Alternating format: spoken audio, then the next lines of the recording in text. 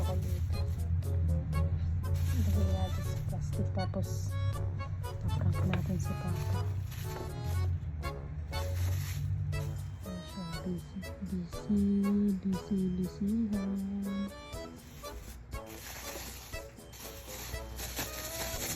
Naribili niya.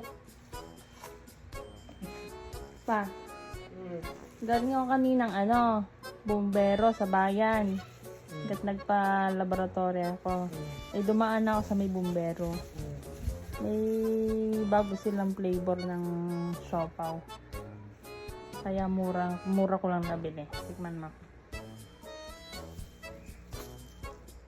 Ano yan? Pinagluloko mo na ako eh. Plastic to eh. Hindi Hindi daw eh. Ano pa? Ayaw eh. Lasang plastic ka. Walang katarantaduhan yan. Ang katarantaduhan? Hindi mo makakaano. Mm. Salo mo.